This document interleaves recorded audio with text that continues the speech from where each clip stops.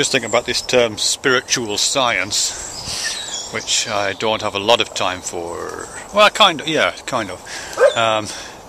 And contrasting it with poetic science, or the poetics of science.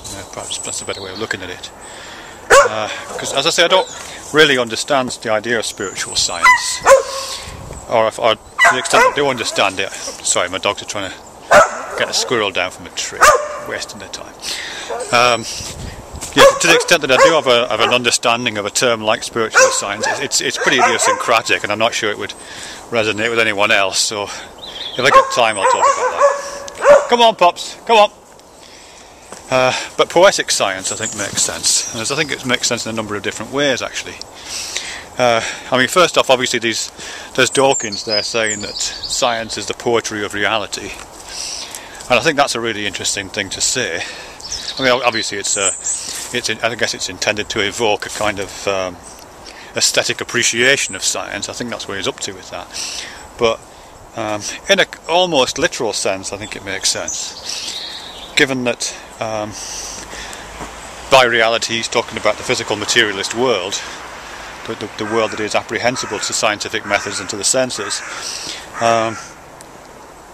You know, the treatment that science makes of that physical world, the data that it's working with, is processed in ways which I would say are something like poetic. Of course, by poetic I'm not talking about, you know, poems that rhyme and that whole kind of literary tradition of poetics. I'm talking about poetics as the transformation of data into meaningful knowledge, or some kind of transformation of data into structural form.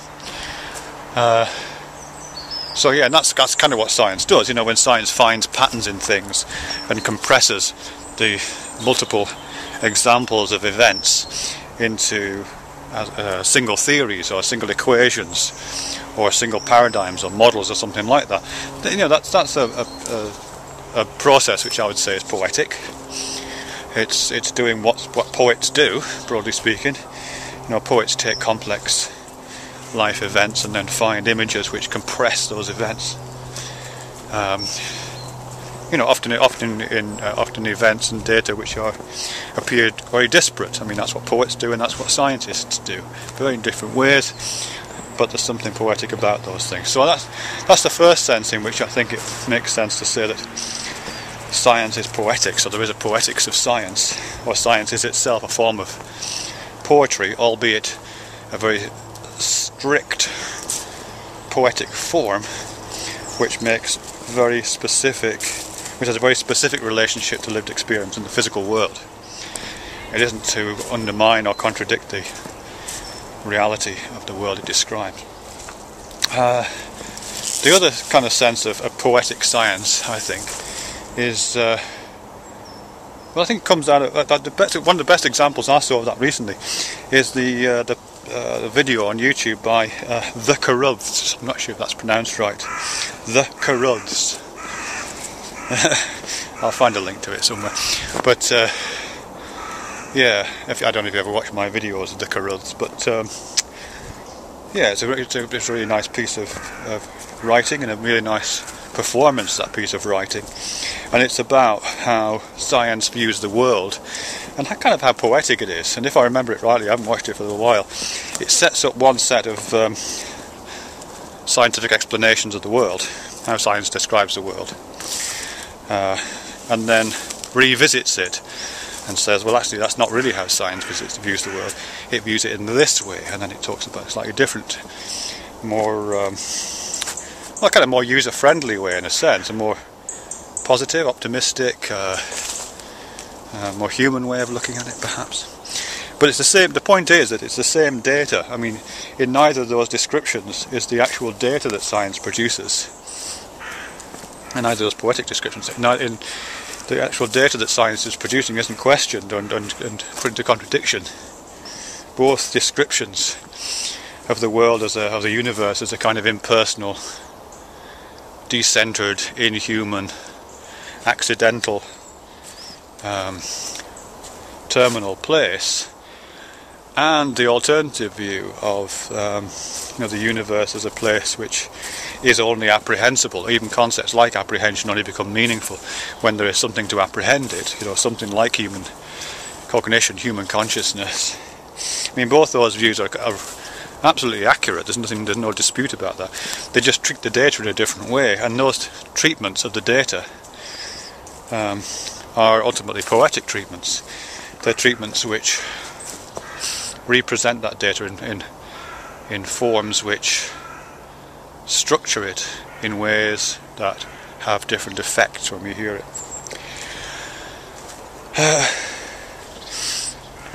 In both those examples, and I guess in a sense in all of this stuff, that poetry, or at least one of the reasons why that poetry is doing that, is because we're putting it into language, we're putting it into spoken language. And spoken language didn't really emerge in order to construct grand theories, I wouldn't have thought. Spoken language and the ability to produce language, all those language acquisition devices and language learning modules we may or may not have in our brains, they didn't evolve over millennia in order to be able to construct theories of how atoms work, or how chemical bonds form, or any of those kind of stuff, or how stars are made. Language evolved for very particular reasons, and to serve particular ends, social ends and individual ends of tottering bipeds on a small planet orbiting a class 3 star. So it's not they're trying to put something into language is always going to do something to the data. When you translate data into language, it's going to do something to it, and it does those things to it with irregularities. There are regularities in language which transform data in regular ways, regular poetic ways. And as I say, and again, that's poetic transformations. And we know that our language, the spoken language, the language we communicate with, is riddled with metaphors and metonymies and synecdoches and figurative gestures of all kinds, really. And those things permeate our scientific language as well. When we try to talk about the world scientifically, we're talking about it with a device, a language that is quite kind of specific and does something, and as I say, transforms those things in very organised ways. Just trying to think of a resonant image from that. One of my colleagues at work, actually, he just won a major music prize. It's brilliant, actually. He's a really nice guy, and he won this prize for music, and he won it, him and the person he was collaborating with, for this device he made. It was kind of sculptural device, piece of public sculpture called the organ of Corti. And the organ of Corti takes its name from a structure in the ear, I think. It's either in the ear or in the brain. It's in the auditory system anyway.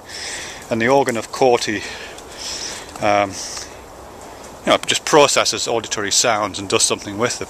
And the device that my colleague David made with his collaborator is a physical device which does the same thing.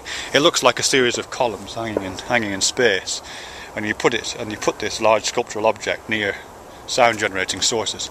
So he's got one near a river, near a weir, so the sound of rushing water. But when you stand behind the organ of Corti, the sound coming through these specially built baffles is filtered in a certain way, so you don't hear the sound of running water. You hear that sound processed through this particular device, and it creates musical tones which vary according to where you stand and what your relationships are. Even though it's just a static device, it's doing something with the input. And I think by analogy, a similar kind of thing is happening by language. This complex data of the world that we're surrounded by, and which science generates in the form of, let's say, mathematical numbers or something, or I don't know, some kind of data. All that data is coming to us.